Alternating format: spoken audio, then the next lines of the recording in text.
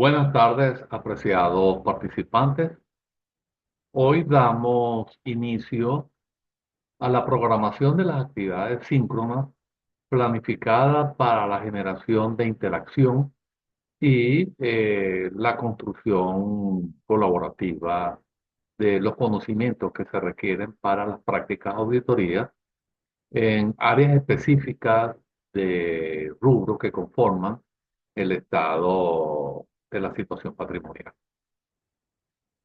En ese sentido, hoy vamos a abordar el control interno en los procesos administrativos y contables. Pero antes de comenzar a desarrollar estos contenidos temáticos, vamos a presentar el plan de evaluación. El plan de evaluación está conformado por dos actividades sumativas del 50% cada una, las cuales están establecidas para ser ejecutadas entre el 2 de febrero y el 1 de marzo inclusive. La primera actividad evaluativa es un informe escrito interpretativo que nos va a permitir desarrollar una investigación que nos permitirá analizar los principios, normas, procedimientos y los trabajos de auditoría para el desarrollo de esos programas de auditoría. Y en la segunda unidad de competencia vamos a tener que examinar el proceso de control interno con el objeto de obtener evidencia suficiente de una entidad. Cuando hablamos en una entidad, estamos hablando precisamente de un ser, de un ente que es una organización. Y en la actividad evaluativa 2 vamos a tener un cuestionario que nos va a permitir dudar, investigar, formular, contrastar algunas informaciones para dar respuesta a lo que allí se formula. Ella va a coadyuvar a permitirnos en los procesos de planificación del programa de auditoría para obtener las evidencias suficientes para estructurar la opinión del proceso de auditoría. Esa opinión es otra cosa que la emisión a través de un informe de cuál es la situación de la empresa en un momento determinado. Y por último, vamos a tener el plan de trabajo integral para la ejecución de una auditoría para extraer las conclusiones razonables de lo que es la ejecución.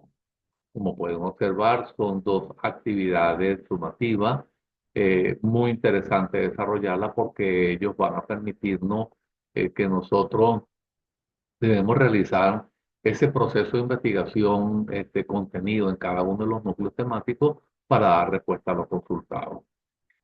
Eh, no tardando más en cuanto a lo que es el contenido, vamos a hablar un poco de lo que es el lapso de ejecución de cada una de las actividades. Como puede observarse dentro del plan, las actividades inician el 10 de febrero, es decir, hace 2 días, y finalizan el 1 de octubre.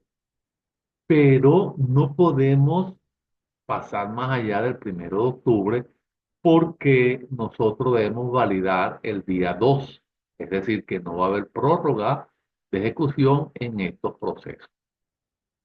Es por ello que tenemos que estar pendientes desde el inicio de, de este periodo, realizar las investigaciones pertinentes para no dejar todo última hora. No vaya a ser que por alguna razón los factores medioambientales y de servicio realmente impidan el desarrollo de la actividad y no tengamos esa oportunidad de subirla de manera oportuna. Bueno, así pues nosotros vamos a llegar ya a tratar de desarrollar ciertos contenidos que nos van a permitir comprender cómo esos procesos de auditoría nos van a ayudar a realizar esos exámenes, ese examen que de una u otra forma nos va a ayudar a su desarrollo. Permítame, tengo el internet lento, permítame apagar la cámara, que eso me va a dar cierta velocidad. Con respecto a lo que es el control interno, ya nosotros hemos tomado en consideración que todo procedimiento, toda acción que emprenda la empresa debe ser controlada para salvaguardar sus activos. Eso significa que el control interno es es un proceso fundamental en la gestión de cualquier organización, bien sea pública o privada. Y su principal objetivo es salvaguardar, como les dije, los recursos. Por otra parte, va permitiendo prevenir y detectar fraudes y errores que puedan estar sujetas las partidas en cuanto a riesgo se refiere y asegurar la eficiencia y la eficacia de las operaciones.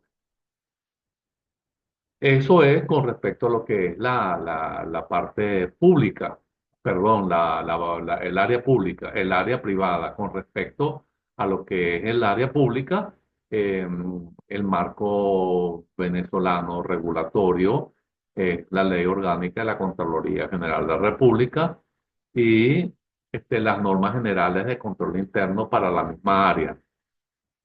Ahora bien, estas regulaciones establecen aquellos principios y las directrices o direccionamientos que rigen el diseño, implementación y por ende la supervisión y evaluación del control interno en las entidades públicas. El control interno se basa en cinco componentes. Es muy importante tomar en cuenta lo establecido por el comité o la comisión COSO, ¿ok? Que él establece el ambiente de control, que son los componentes como tal de un sistema de control interno. Entonces, en el primero tenemos lo que es el ambiente de control, que es el fundamento del sistema de control interno.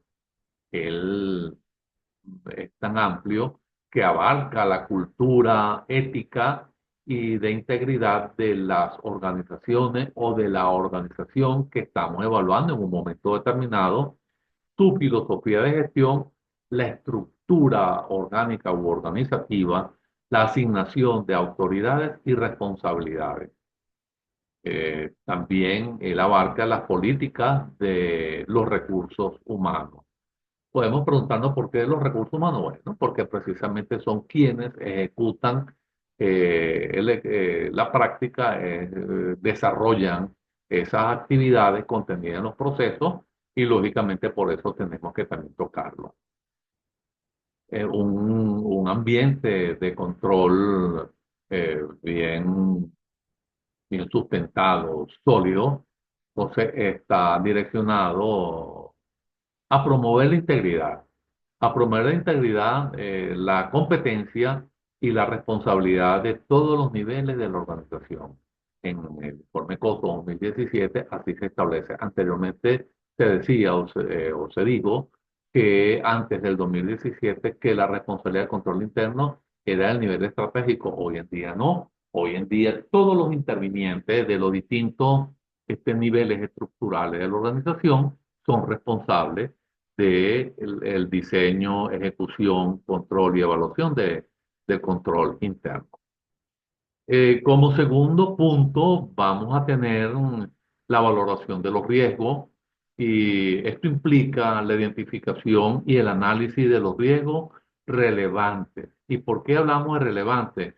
Porque la organización tiene ejecución de procesos y descuidar la protección de la partida que se pueda ejecutar, que se está evaluando, no podemos dejarla protegida de los restos, de los riesgos que se pueden generar en cuanto a los procesos de ejecución, de valoración y de ejecución en un momento determinado. Entonces, nosotros allí debemos considerar todos aquellos aspectos, aquellos riesgos, para ser más precisos, riesgos internos, donde están contenidos, lógicamente, los errores humanos, la falla en los procesos o los fraudes a que pueden ser sometidas la empresa, las partidas en un momento determinado. Y eso es en cuanto a riesgo interno nos referimos. Ahora bien, con respecto a los externos, tenemos cambios en el entorno económico. Recuerden que nosotros debemos evaluar la dimensión económica, observar la dimensión económica, porque ella contiene factores que empujan el cambio, influyen en los procesos, en la ejecución de procesos de la empresa, este, y aquellos riesgos que son específicos, que pueden afectar un área X en un momento determinado de una actividad. Continuando en el desarrollo de esos componentes, tenemos las actividades de control eh, que son conformadas por las políticas. Son conformadas por las políticas y los procedimientos establecidos que coadyuvan a mitigar los riesgos identificados. Estos van a incluir controles preventivos que están diseñados, están concebidos para evitar que ocurran errores o irregularidades. Controles detectivos que nos van a permitir identificar errores, y como su nombre mismo lo indica, nos va a permitir identificar irregularidades que hayan ocurrido. ¿Y por qué digo que hayan ocurrido? Porque si estamos haciendo un examen, estamos evaluando el proceso ejecutado, no el proceso por ejecutar, porque en la intención no está ejecutada la partida y por ende no hay presencia de los elementos de control. Otro aspecto muy importante es,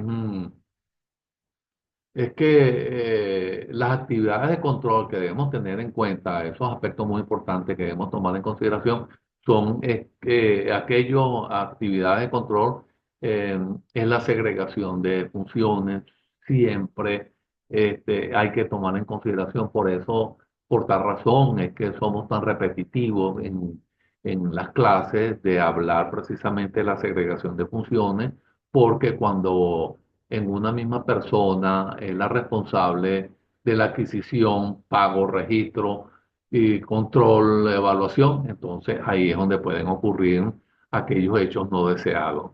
Es decir, que el riesgo se incrementa. Por otra parte, debemos supervisar continuamente el control interno.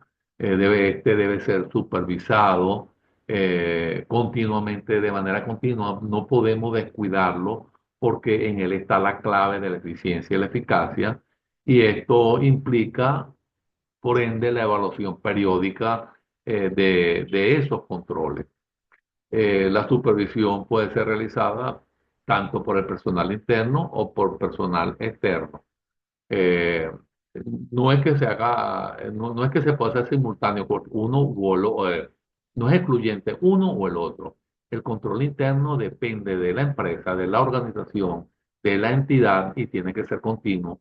Y el auditor externo, cuando va a realizar su examen, cuando va a realizar la intervención dentro de sus planes, tiene que estar la evaluación del control interno porque ello va a soportar la información en un momento determinado, la opinión, perdón, que se puede generar a través del informe.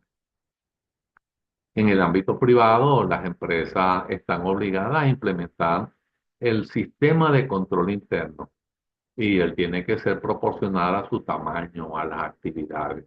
Unos mecanismos de control sobreestimados sencillamente son muy costosos y no son viables en un momento determinado. Ahora bien, como vimos entonces, el objetivo es salvaguardar los activos de la organización y garantizar la confiabilidad de la información financiera y operativa, promoviendo la eficiencia y la eficacia de las operaciones y cumplir con las leyes y regulaciones aplicadas. Como podemos observar, es muy importante, es muy interesante precisamente cuando nosotros nos referimos al control interno como un mecanismo de control. Eso nos permite formularnos una interrogante y no es otra que ¿por qué es importante el control interno? La respuesta está contenida dentro de lo que terminamos de hablar. Es porque nosotros necesitamos proteger los activos de la empresa, necesitamos mejorar la eficiencia y la eficacia de la ejecución de los procesos porque ella es la que nos va a permitir lograr los objetivos administrando de manera adecuada lo que son los costos en que incurre la empresa para lograr ese proceso transformacional. Eh, Nos va a permitir darle cumplimiento a las normas legales, es decir, a todas aquellas regulaciones a que están sometidas las empresas, tanto públicas como privadas, para que se garantice de esta manera el respeto hacia los que intervienen en estos procesos. Y una cuestión que es muy importante hoy en día es la responsabilidad del contador público cuando emite el informe. Un control interno fuerte, robusto, confiable, permite precisamente eso, que la información sea también bien fundamentada, bien argumentada, que sea robusta y que precisamente sobre ella haya confianza por parte de los interesados en la situación de la empresa en un momento determinado. Esto va a ayudar y quizás también forma parte de la importancia de esos mecanismos de control, del control interno de la organización, es que reduce los riesgos de fraude y los errores. Es normal que ocurran errores, pero lo normal es que no ocurran fraudes. Eh, Toda partida está sujeta a riesgo y son humanos los que ejecutan esos procesos y es por ello que nosotros debemos blindar los activos de la empresa porque pueden ser sustraídos en un momento determinado, pueden ser manipulados y esto este, eh, limita, la robustez de los procesos que se están ejecutando. Ahora bien, ¿por qué es necesaria la implementación del control interno? No es otra que la implementación de un sistema que permite a la organización garantizar la eficiencia y la eficacia de las operaciones. Ya eso lo hemos hablado y por ello no vamos a profundizar tanto en ello. Pero cuando hablamos de eficiencia y eficacia, hablamos de una lógica transformacional, porque estamos viendo la empresa como un sistema y una lógica procesal transformacional y una lógica direccional. En la lógica procesal está contenida la eficiencia y en la direccional la eficacia. Cuando comparamos si fuimos más eficientes que eficaz o más eficaz que eficiente, no estamos otra cosa que buscando el balance antiparitario que nos va a permitir ser eficientes o no. Y lógicamente, también nos va a permitir realizar hallazgos que no andábamos buscando en un momento determinado que pueden ser beneficiosos para la empresa. Un ejemplo de esos procesos administrativos puede ser la compra, las ventas, la nómina como tal, que estos son controles que requieren cada uno de esos procesos porque son muy delicados y contienen muchos recursos que pueden ser sustraídos, pueden ser manipulados en un momento determinado. Recordemos que en la compra está represado parte de ese capital de trabajo y en las ventas es donde se generan los ingresos de la empresa. Entonces, por ello es conveniente, es necesario su control.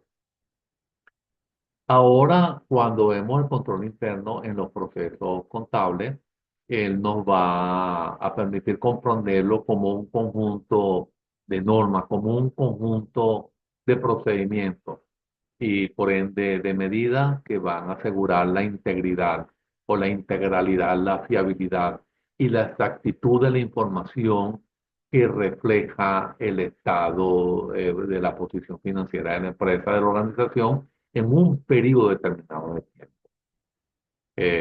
Un ejemplo de un proceso contable tenemos el ciclo como tal del año, las conciliaciones bancarias, los arqueos de caja, eh, los registros de la compra, el control de los inventarios, los volúmenes de producción, las ventas, los descuentos, las devoluciones, las rebajas. Podemos ver que en cada una de esos procesos, en cada una de esas actividades, están contenidos riesgos que precisamente tenemos que tratar de minimizarlo porque no lo vamos a desaparecer por completo y mediante una buena supervisión y desarrollo de aquellas competencias blandas que realmente nos permitan establecer esos contactos necesarios con los trabajadores para ir reforzando lo que es la eticidad, lo que son los principios, las normas, los valores que deben observarse en esos procesos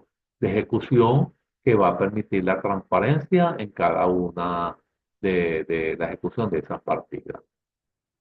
Y así llegamos a nuestro acto conclusivo y es muy importante evaluar el control interno por parte de los auditores externos porque ellos no están sujetos, ellos son independientes, no están sujetos a- al control por parte de quien los contrató, sino que ellos van es a ejecutar unos exámenes, unos procedimientos que van a permitir desvelar aquello oculto que esté en cada uno de esos, de la ejecución de cada uno de esos procesos.